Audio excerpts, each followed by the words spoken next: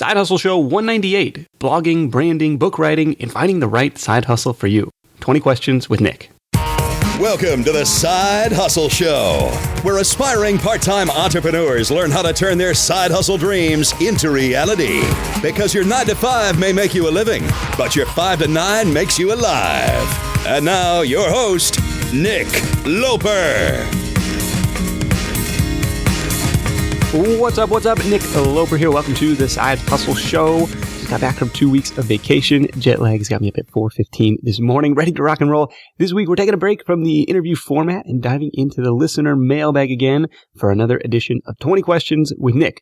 Lots of fun and challenging questions came in over the last 3 months, and I've selected 20 to run through today for your listening pleasure and hopefully benefit if you're in the same boat as these listeners were. Notes and links for this one are at sidehustlenation.com/Q&A2. Looks like Quanda2, Q&A2. Of course, if you have a question, feel free to send it over to nick@sidehustlenation.com. I can't guarantee an email response, though I do my best to answer those, but you just might be featured in the next round of 20 questions. Before we dive in, let me take a moment to thank today's sponsor, FreshBooks.com. The all-new FreshBooks makes it easy to get your accounting under control. Finally, the software that's transformed how freelancers, side hustlers, and small business owners deal with their day-to-day paperwork has been redesigned from the ground up and custom built for the way we work. Visit freshbooks.com/sidehustle to start your 30-day free trial today. I'll be back to tell you a little bit more about FreshBooks before we wrap the last couple questions of this episode. Ready? Let's do it. Question number 1 comes from Jack. He says, my roommate and I have lots of guitars lying around. I'm just in need of a good online website with a good store. I have a website here that cost me near $750, if not more, and I don't make any income on it. I'm trying to build another site to be more effective. So Jack, if your goal is to sell guitars, why not list them on eBay, on Craigslist, on Amazon, or someplace that already has buyers? Whatever fee they charge is probably less than the cost and the headache of setting up your own e-commerce site and driving traffic there. Now, if it's something where you have a steady stream of guitar inventory coming in, or you know how to source these things cheaply, and it's something you want to turn into a business, it's absolutely a smart idea to try and build your own online storefront for it, probably using software like Shopify. But I would want to see some validation and some cash flow before making that investment, before building that. Question number 2 comes from Danny. He says, how can I use my years of knowledge as a teacher to change people's lives? Great question, Danny. One way would be to take that classroom teaching knowledge and put it online, like my friend Gabby Wallace talked about on a recent episode of the Side Hustle Show with her business, GoNaturalEnglish.com. What happened was she was teaching English in Japan and began posting tutorial videos on YouTube based on what her students were asking her. So those videos were primarily for her students, but she set them to public on the YouTube settings, and that ultimately led to more people discovering them. It led to one-on-one tutoring opportunities. It led to advertising income and to the creation of her own paid online courses. If you want to check out how she did it, visit sidehustlenation.com/Gabby, and that'll get you over to that episode. Question number 3 comes from William. I am in desperate need of a side hustle because I have 2 kids and I'm in need of some extra cash. My kids are 2 years old and 6 months old. My wife works weekend nights and I work banker's hours, so I need something I can do from home. I'm thinking of starting a blog or just writing a book. The book or blog would be paranormal in nature. My dad told my siblings and I a lot of his own stories when we were growing up and gave me permission to write them down. Ghost stories are popular, whether you believe in them or not, so I figured I'd give it a shot. The other idea I had was maybe dropshipping, but the ghost stories just seemed like it would be more fun. What are your thoughts? So I obviously like self-publishing as a side hustle, but it may not be the fastest or most lucrative income journey. Especially on the fiction side, it seems like the hits are big when they come, but it can be really tough to crack. Fiction traditionally sells more than nonfiction, but it's, I think, a narrower gap or a narrower band of authors that are really having success there. Now, William mentions that the ghost stories would be more fun, and I think that's actually an important element too. Like in just a few weeks ago on the show, I spoke with Adam Hoagie, who started his self-publishing empire, now with more than 100 titles, from a similar position. He said he was more concerned with spreading a message than he was with the immediate income from it. So if you're going to go down the self-publishing route, I would kind of approach it, hey, this is going to be a fun kind of hobby thing. I can turn my dad's stories into, get them out to a wider audience, and it'll be fun. And going down that path. Now, if you're in need of quick cash, I probably wouldn't look at, Kindle publishing, I would look either at some sort of freelance service you could offer, or you could try your hand at flipping products, starting without a huge capital outlay, depending on what you're comfortable investing, what you really need to earn. Now, dropshipping, you mentioned dropshipping, can also be inexpensive to start. And if you want to go down that path, I definitely recommend taking a listen to my chat with Anton Kraly from dropshiplifestyle.com, where he lays out his steps to start a dropshipping business in episode 189 of the Side Hustle Show.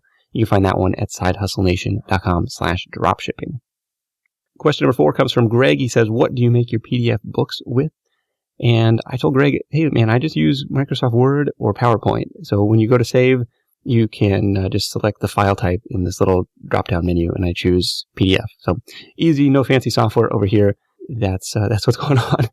Question number 5 comes from Elizabeth. She asks, do you know of any podcast, website, etc., that reviews software, tools, tech for the side hustler? And I don't mean like a bland endorsement thing, but more of an in-depth discussion or look at how the side hustler uses the various tools like FreshBooks, like Trello, like Aweber. I want something like a CNET, except directed towards solopreneurs, or like your content when it specifically focuses on hacks or tools. So this was a really interesting question from Elizabeth. And the first resource that came to mind was actually my friend Dave's site called fitsmallbusiness.com. Fitsmallbusiness.com. They review a ton of different tools, pretty in-depth. Now, like any review site, he is monetizing with affiliate links, but I think he does a nice job with the write-ups and the comparisons and trying to keep things unbiased. So check that one out, fitsmallbusiness.com. Question number 6 comes from Danielle. She says, I really want to branch out and explore making profits from my blog. How can I get started? What's the first thing I should know? Thank you for your time and assistance. So I checked out Danielle's site, and while it was very nicely designed, had a nice theme, the content to me was confusing, and it was on a WordPress.com domain. She's got stuff on home decor, on relationships, on jobs, on cooking, on do-it-yourself projects, on health. And so I asked, I told Danielle, hey, who's the target audience for your blog? In looking at the site, it's not immediately apparent who it's for and why I should read it. Like, what am I going to get? Why am I here? What's in it for me? So I think she needs to narrow down her focus on that. After that, I would consider moving it onto your own domain name. It'll cost you $10 to $15 a year for the domain, and then another $4 to $10 a month for hosting with a company like Bluehost. But it's an important step in establishing a professional site. So I've been using GoDaddy for years for the domain registration. I think if you Google GoDaddy, you'll see an ad, or you probably will see an ad at the top of Google for, get your first year of domain registration for just 99 cents. That's my little GoDaddy hack. Problem with GoDaddy is their checkout is really confusing. They try and upsell you a bunch of crap that you don't need. So don't get sucked into that. But, that's what I use for my domain registration. Question number 7 comes from Kieran. He says, I've just completed what looks like a 12,000 word blog post on how people working in digital agencies or freelancers can best manage client conflict. Would you suggest putting this out there as an ebook or posting it as a blog post for epic SEO juice? I don't know. 12,000 words seems almost too long for a blog post. I mean, I've published posts up to 7,000, 7,500 words, but 12,000 even seems long just for me. I told Kieran I think this could serve as a nice lead magnet or a big-time authority builder if you were to put it up on Amazon as a Kindle book. And I guess that's an important question to ask with any piece of content you create. Like, what's the point of this? What do I hope to achieve with this by putting this out into the world? And how is this going to get me closer to my goals? So I asked Kieran if he already had a blog for freelancers and digital agencies. And he said yes, and that he'd been posting on it weekly for about a year. So he decided to go the lead magnet route with this piece of content to kind of capitalize on the traffic he was already getting. Question 8 comes from Francis. Francis says, I am from Nigeria, and I've been worried about some of the restrictions placed on Nigerians by big companies like PayPal and Amazon, where we are not allowed to participate in the services they offer. Please, is there any way to work around these restrictions? Is it going to be an unethical thing to do if I change my IP address and register to use these services as a citizen of another country? That's a really good question, and it's actually really frustrating that a few bad players have essentially blacklisted the country for everyone else. Like, trying to run a legit business from Nigeria puts you in a really unfortunate position, like Francis is in it. I ran into some similar issues, not probably to the extent that he's experiencing with Amazon when they shut down their affiliate program in California. And I actually had to lease an apartment in Nevada and change my address. And it was just a huge and expensive pain. So other people I know, how they've gotten around this, like other people I know have set up their account with either a friend or family member in another state or another country, but it's definitely a gray area. I would probably caution against going the, proxy IP address route. It's kind of like the question of, is it unethical to steal bread to feed your starving family?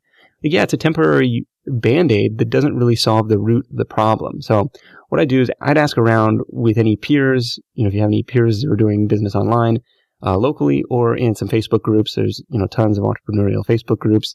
The Side Hustle Nation Facebook group is one that I'll plug. SideHustleNation.com/FB will get you over there.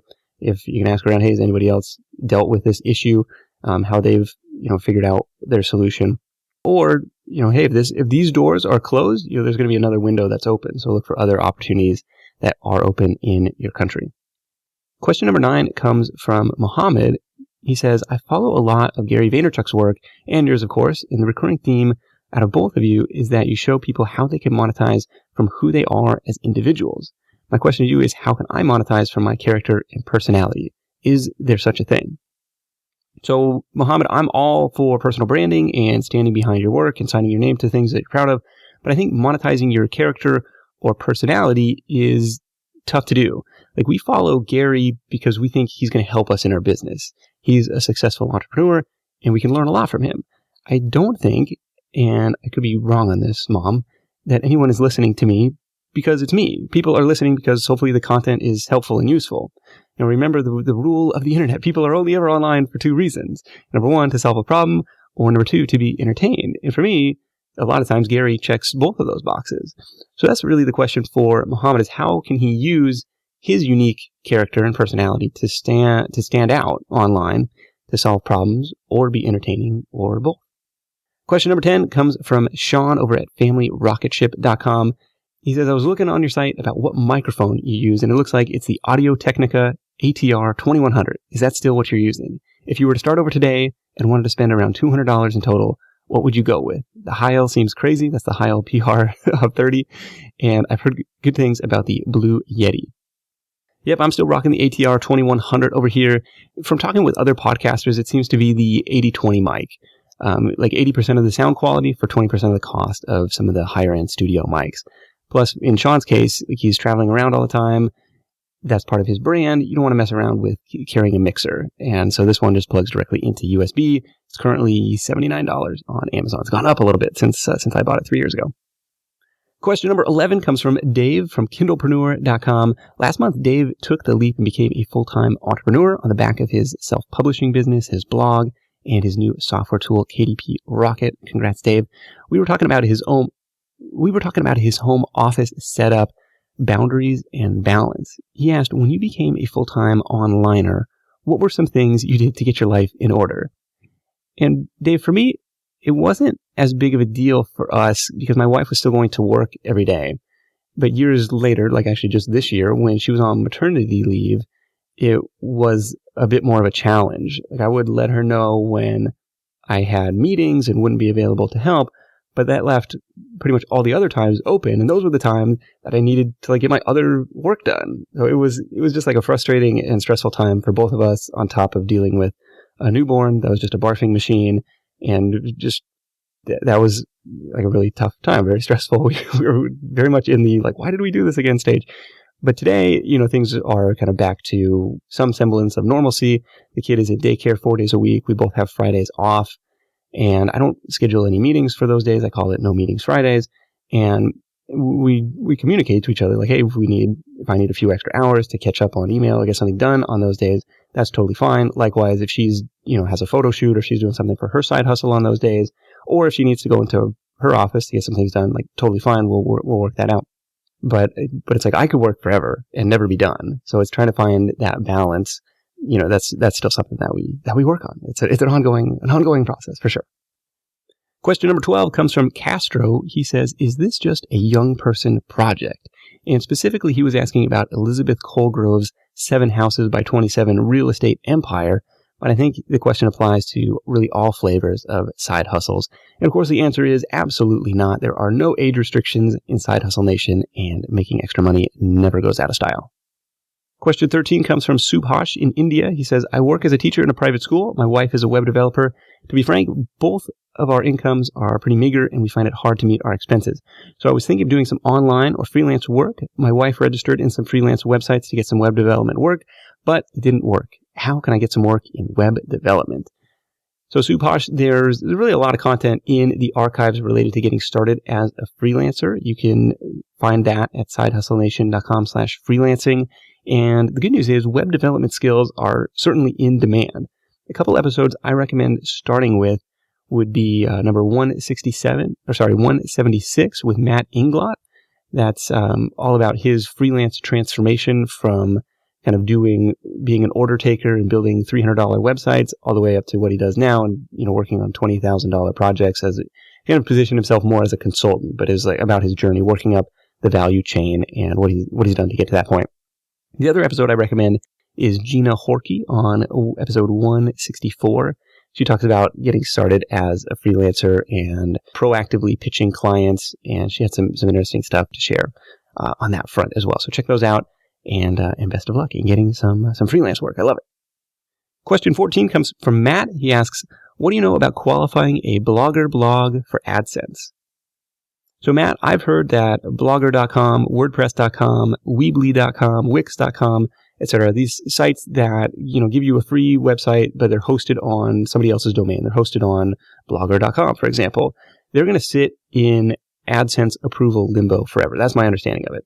If you move your site to your own domain and hosting, I think you're going to have an easier time getting approved. And you can try my GoDaddy hack of just Googling GoDaddy, and then you can get the domain for 99 cents when you click on their ad. You're going to have to buy your own hosting. That's just a few bucks a month. And getting started out, a shared hosting provider like Bluehost is going to be just fine for you. Question 15 comes from Brandon. He asks, how can I freelance my customer service skills? I've been complimented on those skills many times and want to make some extra cash. Any ideas? Okay, so Brandon, in the customer service space, Gina, who we just mentioned, actually landed some virtual freelance clients doing customer service, customer support. My friend David Hutcherson is doing similar work this year. What they did was they went after online business owners who were selling products and had a decent following, had a decent business, and kind of had the need for some support staff. They were kind of at that stage where they wanted to outsource that. Another angle to consider might be something like crowdio.com, which calls itself the world's best part-time job. So it's got that going for it. What they do is they kind of connect you with companies that need on-demand live chat support agents. So you can kind of work your own schedule and help answer customer service inquiries for these different companies. A larger undertaking, if you're really serious about, becoming a customer service consultant, for example, kind of moving up the value chain, would be to reach out to companies with crappy Yelp reviews or TripAdvisor reviews and see if you can set yourself up as the go-to customer service guru to fix this painful and expensive problem for them. I'm really curious to hear if you get any traction on that. So definitely keep us posted if you go down that path. Question 16 comes from John. John says, hey, Nick, I just got your new book. What were the best and worst parts of the writing process? Interesting question, John. I don't think anyone else has asked me that.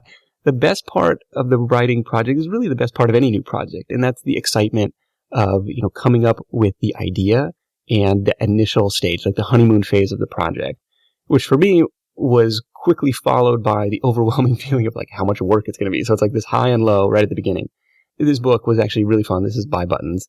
It was actually really fun to try and form a big picture thesis and come up with the supporting examples and stories. I felt like a real author for not the first time, but I felt like a real author, which was cool. I was doing my research, I was finding sources, I was conducting these interviews, and along the way, I was sharing the progress with my launch team, which was really kind of a fun way for them to get a behind-the-scenes look at everything that was going on. On top of that, the early feedback from the book has been really rewarding. I think it's over 50 or 55 five-star reviews right now on the U.S. Amazon store, plus maybe 10 or 15 from other countries around the world. Really, really cool stuff. People are taking action. They're learning about these new side hustle ideas and they're taking action. And for me, that's really rewarding. So my hope is that it turns into a worthwhile, long-term asset for Side Hustle Nation. One of the more difficult parts of the book was letting go. Like I could sit there and tweak sections and add stories and do yet another round of proofreading, and this could go on for weeks. But ultimately I had a deadline where I wanted to ship and get it out into the world. And so, I didn't get done all of the, marketing support stuff that I wanted to, but ultimately you got to ship, you got to release it. And so and I guess that's the beauty of self-publishing. I can update it anytime I want in a matter of hours. So if you want to check out the book, you can do so at buybuttonsbook.com, buybuttonsbook.com. Question 17 comes from Alexandra. She says, I'm trying to do research to create an online course to help small business owners with the tech aspect of getting online, creating a website, setting up an email service provider, sales funnels, automation, etc. I want to be sure there is a market for this before I put in all the work to create the course. Instinctively, I feel there is, but I was burned before by not researching. The research is killing me, though. Do you have any tips on how to validate my idea? I don't have a good-sized email list, so there's not a good avenue for me to try. I thought this was a great question from Alexandra, and the answer that I gave her and the answer that I'll give here is just read Will It Fly by Pat Flynn. He goes through this exact scenario with step-by-step instructions. I just read it myself. You can get your copy at willitflybook.com. If you're in Alexandra's position, it's $7 or however much he has it priced it at. Really well spent to learn how to validate your idea before pouring too much time and money into something if there's really no demand for it. Question 18 comes from Judean. She says, I just purchased your book, but do not own a Kindle. What do I do? Help! By the way, you're awesome. Judean, you are awesome too. Shoot first, ask questions later. I love it. So I actually don't have a Kindle either, but I do all my Kindle reading with Kindle app on my iPad. So Kindle makes an app for pretty much every device. And on top of that, they also support a cloud reader, what they call their cloud reader, which is basically a desktop version of that app. There's also a paperback edition of the book, and the audiobook version is pending approval as we speak. So lots of options for you. You don't have to have a Kindle to read the book. We've got a couple more questions to dive into, but before we get to those, let's take a minute to thank today's sponsor, which is freshbooks.com. So I've been telling you about their innovative cloud accounting service for a while, which started as a side hustle, by the way. The software was built specifically for freelancers, side hustlers, and entrepreneurs like us, and was just redesigned from the ground up to make it even easier to use. Let's talk about invoicing for a minute, because everyone needs a way to get paid, and this was the feature that first drew me to FreshBooks. First, it's easy. You can use FreshBooks to create and send invoices in about 30 seconds. No formatting, no formulas, just really simple, clean, professional-looking invoices. Second is customization. You can add your own logo and color scheme so that your invoice reflects your brand. Number 3, insight and tracking. When you email a client an invoice, FreshBooks will show you whether or not they've opened it, whether or not they've seen it, which puts an end to those guessing games. Fourth, you can request a deposit, so you can invoice a payment up front when you're kicking off a longer-term project. And fifth is online payments. With just a couple clicks, you can set yourself up to receive payments online, and your clients will love being able to pay by credit card straight from that invoice. FreshBooks is offering a 30-day unrestricted free trial for Side Hustle Show listeners. To claim it, just go to freshbooks.com/sidehustle or enter the Side Hustle Show in the How Did You Hear About Us section. That's freshbooks.com/sidehustle for your free 30-day trial. Question 19 is a two-parter because I received a couple very similar notes. The first comes from Carlos, kind of a lengthy email, so bear with me as we go through this. Carlos says, I've been a follower of Side Hustle Nation for some time now, but I've been struggling on finding the right side hustle to really pursue. All of the advice suggests that you pick something you're really passionate about. Deciding on a course with only a desire for money or prestige is a recipe for failure. While everyone has their own skills they can leverage in whatever venture they decide to pursue, the advice I've been struggling to find is how to match your particular and unique set of skills to a side hustle. Let's be honest, having a single particular skill that nobody else in the world has is dang near impossible, but a unique skill set, much more feasible. I'll use myself as an example. And he lists these skills and attributes.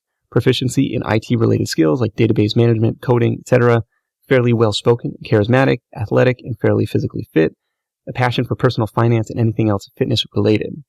At the risk of sounding like I have a huge ego, I could add to the list, but I think you get the idea. While many people have these individual skills, the first two in particular seem to be an uncommon pairing, if not downright rare. Walk into the typical IT department and trying to spark up a conversation if you think I'm exaggerating. So my core question is the following. How do you analyze your unique range of skills and qualities in order to find the highest potential side hustle venture? I'm sure there could be whole books dedicated to this question, but just wondering what thoughts you had. Thanks for giving this a read, and from a fellow Washington State resident, a big go Hawks. So Carlos, of those skills and attributes, which has you most excited? Which do you see turning into a business? What do people ask you for help the most with? One thing I like to consider might be to try and find an intersection, or what I call a sweet spot, in between two or more worlds that you have your feet in. So you mentioned IT support, software development, web development, and maybe you could pair that by targeting professionals in the fitness space. Or it could be something fitness related for people in finance. Like something like that combines the two in a way that few other people would target, or few other people would have kind of the inside track, the inside industry connections and knowledge that it sounds like you have. And the second part of this question comes from Brian. Brian, also a Seattleite, says, I discovered your podcast 2 weeks ago and have binged on about 30 episodes since. Thank you so much. I've built a successful engineering career and, quote, won the rat race, quote, before turning 30. 6-figure income, full-time work from home, but I feel it's time to shift away from hourly pay. My current family situation is this. We got Seattle rent, plus 2 teenagers and a wife starting her business. It makes it tough to make a radical change now, but I want to start laying the groundwork for transition. My question is this. I have a ton of ideas, some adjacent to my expertise and others not. I draw mazes, I play the drums, and have conceptualized a board game. How do you choose what to do first, or do you follow multiple parallel paths? What criteria helps you pick the next step? So Brian, I would pick one thing to work on at a time to start out, which probably sounds weird coming from me. It's like the old chase 2 rabbits catch none, butchering Confucius quote. How to decide what to do first. My friend Chandler Bolt shared this selection criteria, or some variation of it, on the podcast a couple years ago. Which of these ideas are you most excited about? The same question I asked Carlos. Which are you most likely to see through to completion or validation? And the third question, which one can you do the fastest? Which one are you likely to reach the finish line to see some results? Which one are you most likely to actually execute on? The danger in chasing multiple parallel paths is not getting the reward of results, not getting the reward of validation, yay or nay. It's just like, I'm just kicking the can down the road on, 3 or 4 different things at once. Whereas if I could, try one thing, fail, try another thing, fail, try another thing, and it hits, and you kind of are learning along the way versus, spreading yourself thin on all these different things. I don't know, that's my take. If you guys have comments on this one, definitely let me know what Brian should do. Your take on that at sidehustlenation.com/Q&A2. Final question number 20 comes from Joshua. He says, I've got $100. Do you know or have any ideas on how I can flip it and make maybe $200? If you got any ideas, please let me know. Joshua, I bet you could double your money on eBay or Craigslist. Check out Rob, the flea market flipper, in episode 147. Check out Daryl, an eBay or kind of Craigslist eBay flipper, on episode 178. And check out Ryan from recraigslist.com in episode 72 to hear how they got it done. Absolutely doable and a great way to multiply your money in a hurry. That's it for me. Notes and links from this episode are at sidehustlenation.com/Q&A2. Thank you so much for listening. Until next time, let's go out there and make something happen. And I'll catch you in the next edition of the Side Hustle Show, where we'll be doing another Where Are They Now episode with one of the most popular guests from last year. I'll see you then. Hustle on. Thanks for listening to the Side Hustle Show at www.sidehustlenation.com.